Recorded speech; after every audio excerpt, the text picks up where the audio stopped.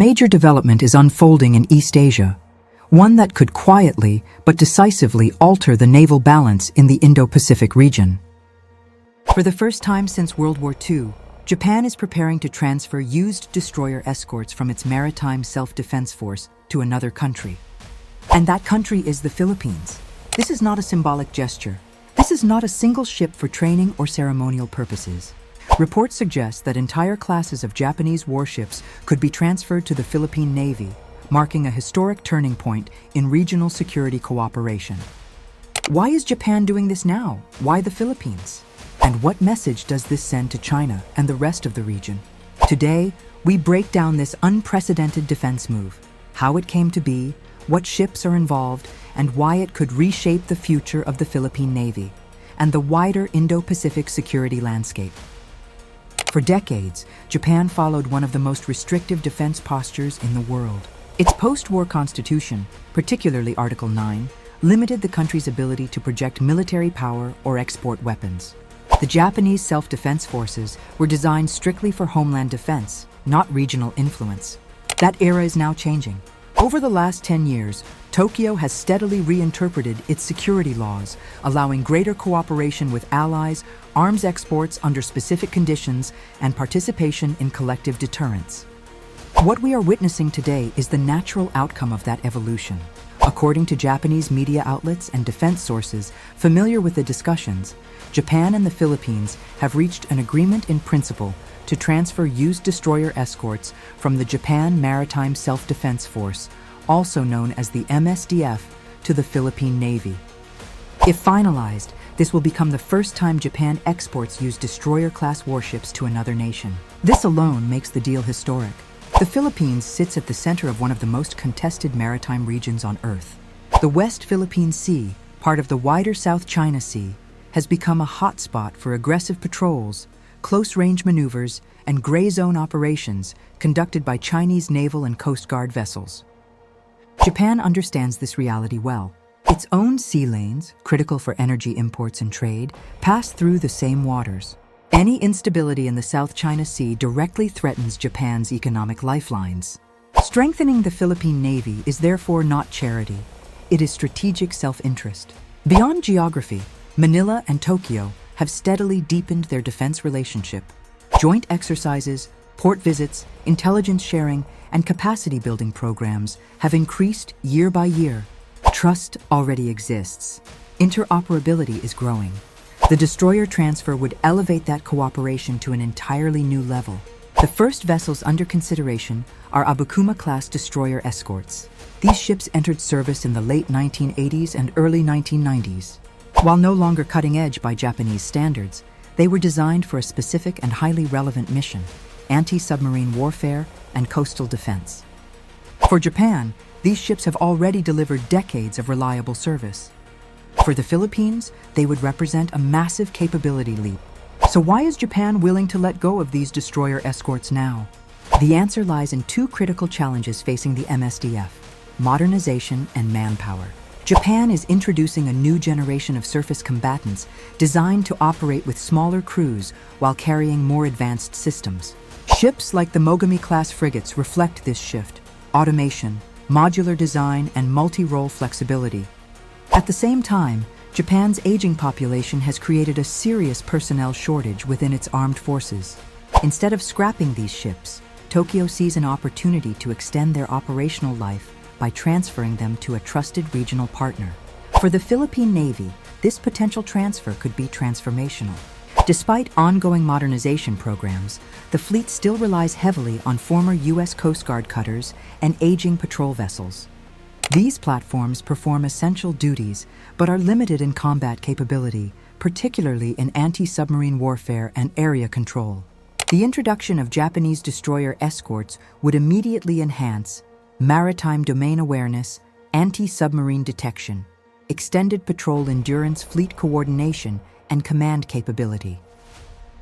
In practical terms, these ships would allow the Philippine Navy to operate more confidently and persistently in contested waters, especially in the West Philippine Sea. Sources indicate that the Abukuma-class is only the beginning.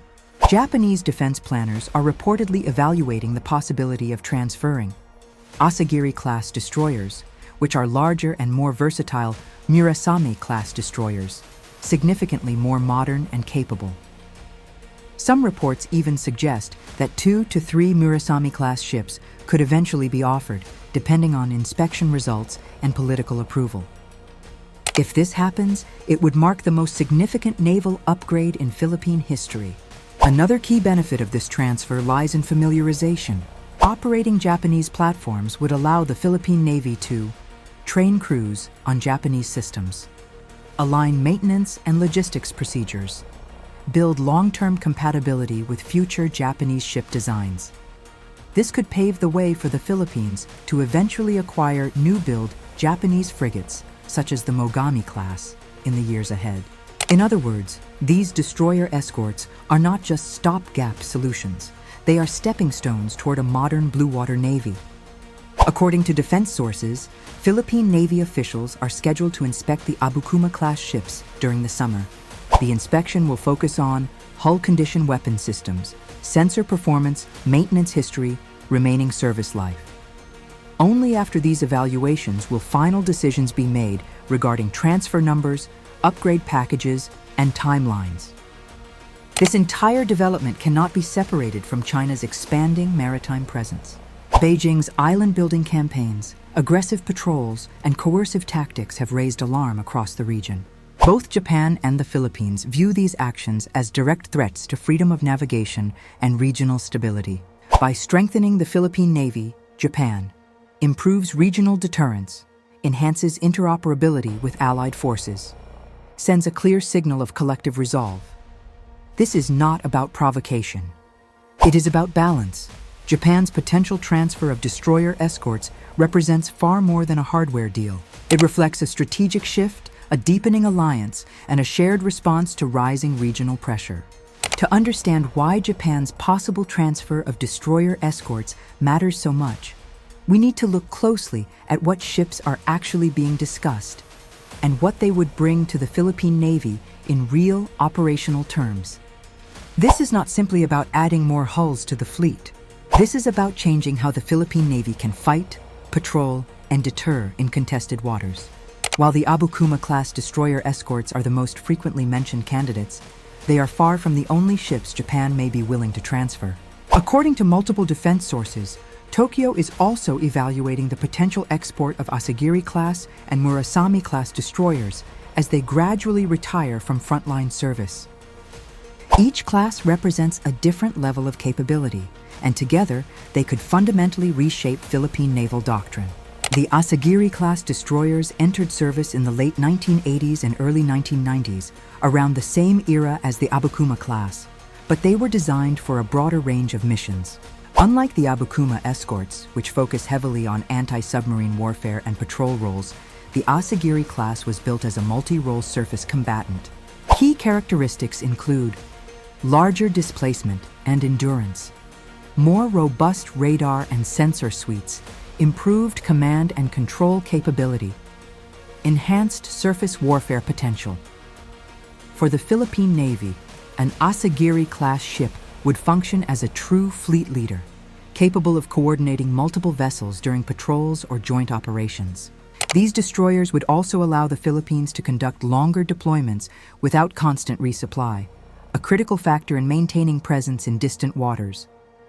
The most significant potential transfer, however, involves the Murasame-class destroyers. Commissioned starting in the mid-1990s, the Murasame-class represents a newer generation of Japanese naval design, incorporating lessons learned from Cold War operations and early post-Cold War conflicts. These ships are larger, faster, and significantly more capable than both the Abukuma and Asagiri classes. Notable features include advanced air search and surface search radars, vertical launch systems for surface-to-air missiles, modern anti-submarine warfare systems, improved electronic warfare capabilities. If even 2 or 3 Murasame-class destroyers were transferred, they would instantly become the most powerful surface combatants in Philippine naval service. This would not just be an upgrade, it would be a strategic transformation. At present, the Philippine Navy's operational posture is largely defensive and constabulary in nature, Patrols focus on surveillance, law enforcement support, and presence missions. Japanese destroyers would allow the Navy to expand into coordinated fleet operations, sustained area denial patrols, anti-submarine screening missions, high-end joint exercises with allies. This matters because modern maritime competition is not decided by numbers alone, but by who can maintain presence, detect threats early, and respond decisively. One of the most underappreciated aspects of this potential transfer is anti-submarine warfare, or ASW.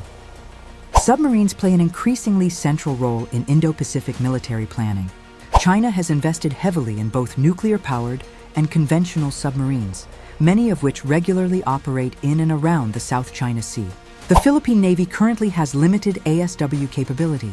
Japanese destroyer escorts, particularly the Abukuma and Murasame classes, were designed with ASW as a core mission. Their sonar systems, torpedoes, and coordinated tactics would give the Philippines its first credible underwater defense capability. This alone could dramatically change how foreign navies operate near Philippine waters. Another major shift involves operational mindset.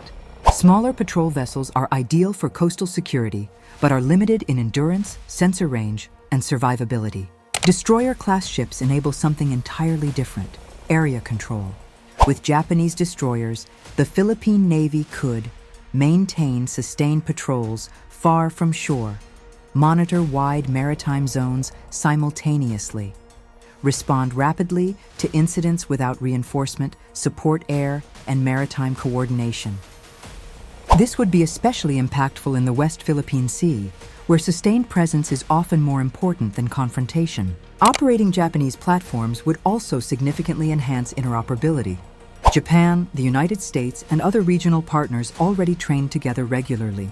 Shared systems, procedures, and operational concepts make joint missions faster and more effective. By using Japanese-built destroyers, the Philippine Navy would naturally align itself with Japanese naval doctrine, allied command and control standards, regional maritime security frameworks. This is a long-term investment in coalition readiness. Of course, acquiring destroyers is not just about hardware. Training crews, maintaining systems, and sustaining operations require time and resources. This is where Japan's role becomes especially important. Rather than simply handing over ships, Tokyo is expected to provide crew training programs, technical documentation, and support maintenance assistance. Possible system upgrades. Japan has already done this successfully with other partners, offering patrol vessels and maritime surveillance assets alongside training and logistical support.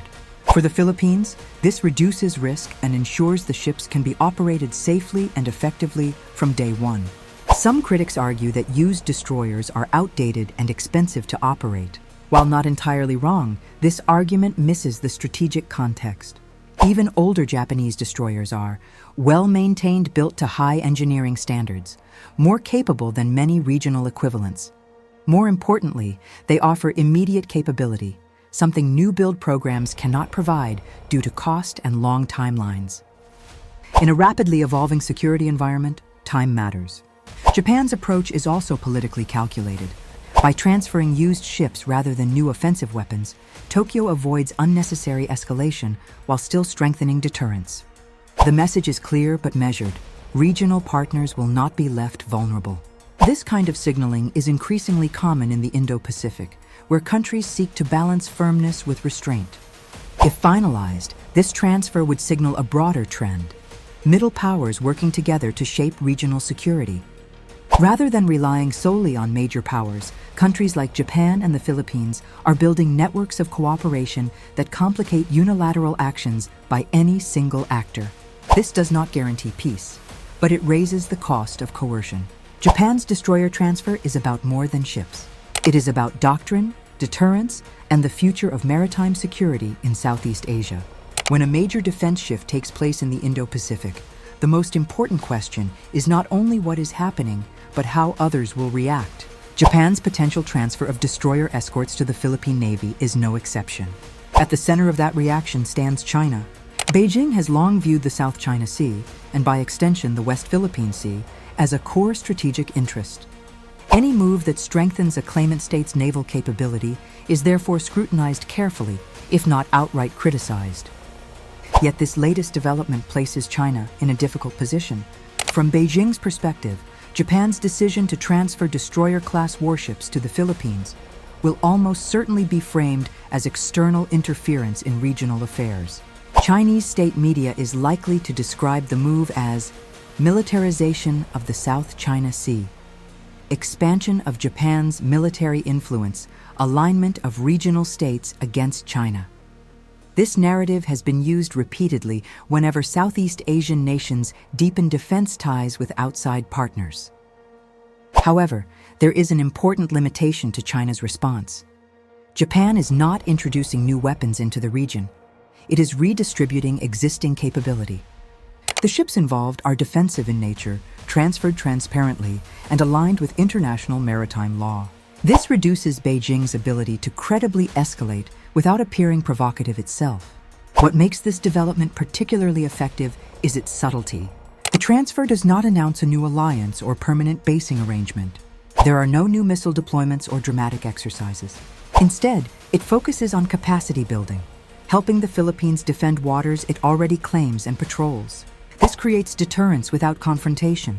By enabling the Philippine Navy to maintain longer patrols, conduct anti-submarine operations, and operate more complex surface formations, Japan increases the cost of aggressive actions without crossing red lines. In modern maritime strategy, this approach is often more sustainable than overt military buildup. Japan's move will not be viewed in isolation. Other Southeast Asian nations are watching closely, especially those facing similar maritime challenges. Countries such as Vietnam, Indonesia, and Malaysia may see this as a precedent, proof that advanced maritime powers are willing to support regional defense capacity without imposing political conditions.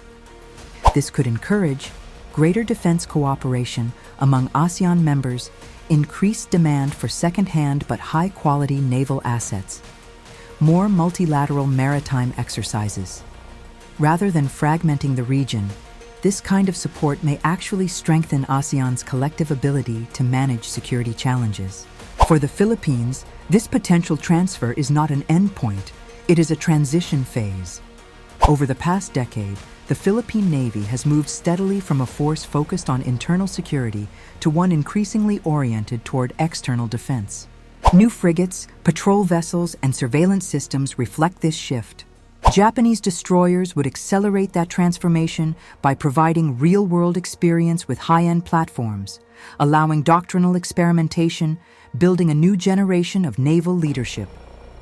This experience will be invaluable when the Philippines eventually considers new-build warships or more advanced combat systems in the future.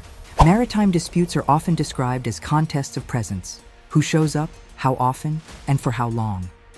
But presence alone is not enough. Credibility matters. A navy that can stay on station, detect threats early, coordinate responses, and operate alongside allies carries more weight than one that relies on symbolic patrols. Japanese destroyer escorts would give the Philippine Navy that credibility, not through intimidation, but through professionalism and persistence. Japan's motivations extend beyond bilateral relations.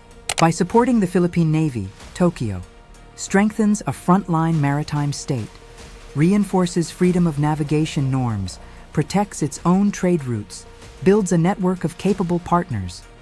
This aligns perfectly with Japan's updated national security strategy, which emphasizes collective deterrence and regional partnerships. Rather than acting alone, Japan is investing in a security environment where multiple states can contribute to stability. One concern often raised is whether such transfers could trigger an arms race. The evidence suggests otherwise. The ships under consideration are not offensive strike platforms. They are not equipped for power projection beyond defensive and patrol missions. Their purpose is maritime security, not dominance. This distinction matters. It allows regional states to enhance their defenses without undermining diplomatic engagement or economic cooperation. The coming months will be critical. Philippine inspections of the Abukuma-class ships will determine which vessels are suitable, how many can be transferred, what upgrades may be required. Political approval in both countries will follow, along with planning for training, logistics, and integration. Even if the process takes time, the direction is clear. Japan and the Philippines are entering a new phase of naval cooperation. Perhaps the most important impact of this move is symbolic. It signals that long-standing defense taboos can evolve responsibly. Regional security does not depend on one power alone. Partnerships can be built on shared interests, not confrontation. For smaller navies facing complex challenges, this matters immensely. Japan's potential transfer of destroyer escorts to the Philippine Navy is not about rewriting history.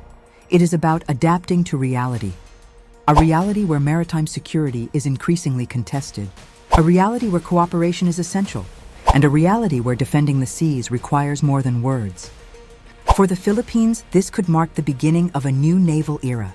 For Japan, it represents a confident step into regional leadership. And for the Indo-Pacific, it may help preserve stability in uncertain waters.